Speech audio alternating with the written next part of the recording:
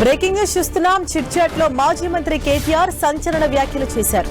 TRS పార్టీని BRS గా మార్చి నష్టపోయామన్నారు. మళ్లీ టీఆర్ఎస్ గా మార్చాలని కార్యకర్తలు ఒత్తిడి చేస్తున్నారని, దీన్ని కేసీఆర్ దృష్టికి తీసుకెళ్తారని చెప్పారు. కేసీఆర్ నిర్ణయమే ఫైనల్ అన్నారు కేటీఆర్. ప్రజా సమస్యలపై త్వరలోనే పాదయాత్ర చేస్తారని చెప్పారు. డీలిమిటేషన్ తో అసెంబ్లీ స్థానాలు పెరుగుతాయన్న ఆయన ఏ నియోజకవర్గం నుంచైనా పోటీకి సిద్ధమన్నారు. పొత్తులు తమకు కలిసి రావని చెప్పారు. ఇక బీజేపీతో ఎట్టి పరిస్థితుల్లోనూ పొత్తు పెట్టుకోమని కేటీఆర్ చెప్పారు. 10 ఏళ్ల పాలనలో తమకు ప్రజలకు మధ్య దూరం పెరిగిందని స్పష్టం చేశారు. ఆ గ్యాప్ ను సరిచేసేందుకు అన్ని ప్రయత్నాలు చేస్తామని తెలిపారు. ఇక తెలుగుదేశం పార్టీకి మంచి లక్షణాలున్నాయన్న ఆయన ఆ పార్టీ నాయకుడు కార్యకర్తలతో నేరుగా మమేకమవుతారని చెప్పుకొచ్చారు. మా పార్టీలో అది లోపించిందని, అందుకే ఓడిపోయామని క్లారిటీ ఇచ్చారు. జైలుకు వెళ్తేనే సీఎం అవుతారన్నది భ్రమ అన్నారు కేటీఆర్. మరోవైపు కవిత వ్యవహారంపై కూడా స్పందించారు కేటీఆర్. కుటుంబ సభ్యులను ఏడిపించేలా కవిత వ్యవహరిస్తున్నారని తెలిపారు. తల్లిదండ్రులకు మేలు చేయకపోయినా పర్వాలేదు, కానీ వారిని బాధ పెట్టకూడదని చిట్చాట్లో కీలక వ్యాఖ్యలు చేశారు కేటీఆర్. రైట్, మరింత సమాచారాన్ని మా ఇన్పుట్ ఎడిటర్ కళ్యాణ్ మనకు అందిస్తారు. ఎస్ కళ్యాణ్, అంటే మరొకసారి ఏదైతే పార్టీ వ్యవహారానికి సంబంధించి కేటీఆర్ కీలక వ్యాఖ్యలు చేసినట్లు తెలుస్తోంది. బీఆర్ఎస్ గా ఉండేదాన్ని మళ్లీ టీఆర్ఎస్ గా మార్చేందుకు ఆయన ఆలోచన చేస్తున్నారు. కవిత వ్యవహారాన్ని కూడా ఆయన తెర మీదకి తీసుకొచ్చారు. ఓవరాల్ గా కేటీఆర్ వ్యాఖ్యలు ఏ విధంగా చూడాలి?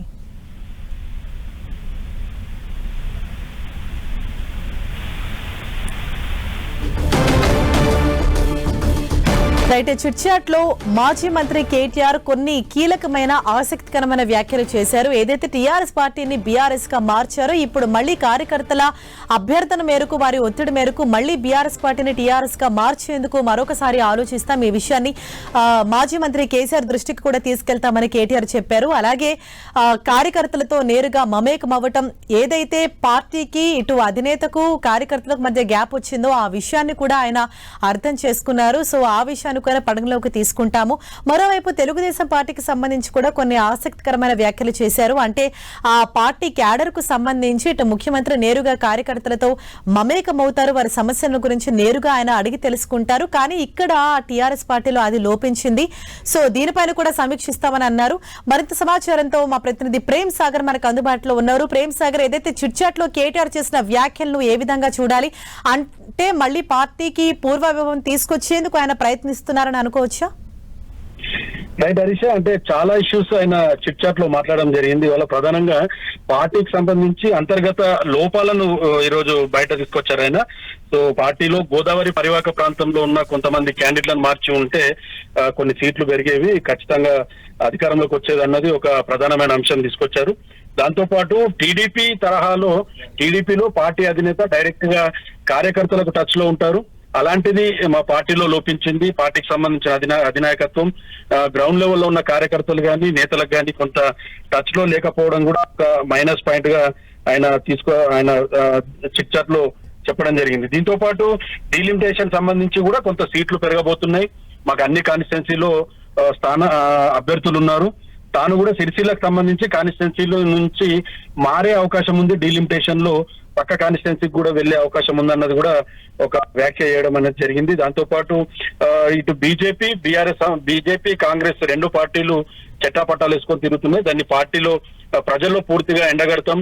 2027లో కొంత పాదయాత్ర చేయడానికి ప్లాన్ చేస్తున్నామని చెప్పేసి కూడా ఆయన చెప్పారు. పాదయాత్రకు కూడా పూర్తి స్థాయిలో సన్నాహాలు చేస్తున్నట్టు కూడా ఆయన తీసుకొచ్చిన పరిస్థితి ఉంది. అటు కాంగ్రెస్ పార్టీకి సంబంధించిన కార్యకర్తలు కూడా కాంగ్రెస్ పార్టీపై అసహనంతో ఉన్నారు.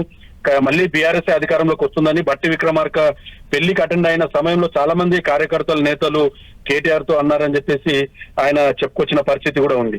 సో మరోవైపు తన కుటుంబ సభ్యులు కూడా ప్రిపేర్ అయి ఉన్నారు. కాంగ్రెస్ ప్రభుత్వం తనను జైల్లో పెట్టినా కూడా ఒక 15 రోజులు జైలుకి వెళ్ళడానికి కుటుంబ సభ్యులు కూడా సన్నద్ధమై ఉన్నారు. ఎలాంటి ఇష్యూ లేదు. తాను ఖచ్చితంగా జైలుకు పంపించిన 15 రోజుల పాటు జైలుకు కూడా వెళ్లేందుకు సిద్ధంగా ఉన్నానని చెప్పేసి ఆయన చెప్పిన పరిస్థితి ఉంది. మరోవైపు కవితని ఉద్దేశించి కూడా చాలా ఘాటు వ్యాఖ్యలు చేశారు. సో కుటుంబ సభ్యుల్ని చాలా ఇబ్బంది పెడుతుందామే మాటలతో. కన్న తల్లిదండ్రిని సంతోష పెట్టకున్నా పర్లేదు, కానీ బాధ పెట్టడం ఎంతవరకు కరెక్ట్ అని చెప్పేసి కవితను ఉద్దేశించి కూడా ఆయన కొన్ని వ్యాఖ్యలు చేశారు. సో కొత్త పార్టీ కవిత పెట్టినప్పటికీ కూడా జనంలో పెద్దగా ఆదరణ ఉండకపోవచ్చు. తనకు సంబంధించిన కొన్ని బాధలు, తనకు సంబంధించిన సమస్యల్ని జనం పైన రుద్ది జనం సమస్యగా క్రియేట్ చేసే ఉద్దేశంతో ఆమె ఈ ప్రయత్నం చేస్తుంది అన్నది కూడా ఒక కామెంట్స్ ఆయన చేయడం అనేది జరిగింది. ప్రేమ్ సో సాగర్. చాలా ఇష్యూస్ తీసుకొచ్చారు. అంటే అంటే చాలా ఇష్యూస్ లో భాగంగా ఈ పొత్తులకు సంబంధించి కూడా కేటీఆర్ కొన్ని కీలక వ్యాఖ్యలు చేశారంటే పొత్తులు అన్నవి మా పార్టీకి కలిసి రావు అని అన్నారు. అలాగే ఏదైతే ఈ బీఆర్ఎస్ ని మళ్ళీ టీఆర్ఎస్ గా మార్చే ఆలోచనలో ఉన్నారో ఇది ఎంతవరకు సాధ్యమయ్యే అవకాశం ఉంది, ఎటువంటి చర్చ జరుగుతుంది పార్టీలో? రైట్, బీఆర్ఎస్ సంబంధించి బీఆర్ఎస్ అన్న పేరు మార్చిన తర్వాత కొంత కలిసి రావట్లేదు. ప్రజల్లోకి ఆ సెంటిమెంట్ అన్నది, పాత టీఆర్ఎస్ సెంటిమెంట్ అన్నది జనాల్లోకి వెళ్ళట్లేదు. సో చాలా మంది కార్యకర్తలు కావచ్చు, పార్టీకి సంబంధించి కాకుండా జనాల్లో నుంచి కూడా బీఆర్ఎస్ ను టీఆర్ఎస్ గా మార్చాలన్న ఒక డిమాండ్ చాలా రోజుల నుంచి వినిపిస్తుంది. అది పార్టీ అధిక నాయకత్వం కేసీఆర్ తో చర్చిస్తాము, అది కేసీఆర్ నిర్ణయం తీసుకుంటారన్నది కూడా ఆయన చెప్పిన పరిస్థితి మనకు కనిపిస్తుంది. సో రాబోయే ఎన్నికల్లో కూడా ఎలాంటి పొత్తు ఉండదు. కొంత ఊహాగానాలు వినిపిస్తున్నాయి, బీజేపీతో కలిసి పొత్తులో వెళ్తారన్నది గ్రౌండ్ లెవెల్లో వినిపిస్తున్నప్పటికీ కూడా దానిపైన ఒక క్లారిటీ ఇచ్చారు ఆయన. సో ఎలాంటి పొత్తులు ఉండబోవు. జమిలీ ఎలక్షన్ అంటే ఏదైతే 1 నేషన్ 1 ఎలక్షన్ జరగబోతుందో నెక్స్ట్, దాంట్లో అసెంబ్లీ స్థానాలు 179కి, పార్లమెంట్ స్థానాలు 25 పెరుగుతాయి. కాబట్టి మాకు పూర్తి స్థాయిలో అన్ని కాన్స్టిట్యున్సీలో అభ్యర్థులు ఉన్నారు, పోటీ చేసే సత్తా ఉంది. సో ఈసారి ఎలాంటి తప్పులు చేయకుండా, గతంలో జరిగిన తప్పులు 9 సంవత్సరాలు అధికారంలో ఉన్న టైంలో జరిగిన తప్పులన్నింటినీ కూడా సరిదిద్దుకొని గెలిచే అభ్యర్థులనే పూర్తిగా సర్వే చేసి అంతా కూడా పకడ్బందీగా ఈసారి ముందుకెళ్తాం, ఖచ్చితంగా అధికారంలోకి వస్తామన్నది కూడా ఆయన చెప్పిన పరిస్థితి మనకు చూస్తూ వచ్చాం. సో ఇవన్నీ కూడా చాలా అంశాలని ఆయన తెరపైకి తీసుకొచ్చారు. చిట్ చాట్ లో అటు జర్నలిస్టులు కానీ మిగతా వాళ్ళు అడిగిన ప్రతి ప్రశ్నకు కూడా సమాధానం ఇస్తూ వీటన్నిటికి కూడా ఆయన చెప్తూ వచ్చారు. డీలిమిటేషన్ అనేది కూడా పార్టీకి కలిసి వచ్చే అంశమే అని చెప్తున్నారు. అవతల వైపు బీజేపీ కానీ కాంగ్రెస్ పార్టీకి కానీ సరైన అభ్యర్థులు లేరు. అన్ని కాన్స్టిట్యున్సీలు ఒకవేళ పెరిగితే 179కి అసెంబ్లీకి పెరిగినా, అటు పార్లమెంట్ 25 స్థానాలు పెరిగినా కూడా అభ్యర్థులు కరువు అవుతారు. బీఆర్ఎస్ కు సంబంధించి పూర్తి స్థాయిలో మద్దతు ఉంది కాబట్టి, అభ్యర్థులు ఉన్నారు కాబట్టి చాలా స్థానాలు గెలిచే అవకాశం ఉంది, అధికారంలోకి వస్తామన్న ఒక ధీమా కూడా వ్యక్తం చేశారు. అది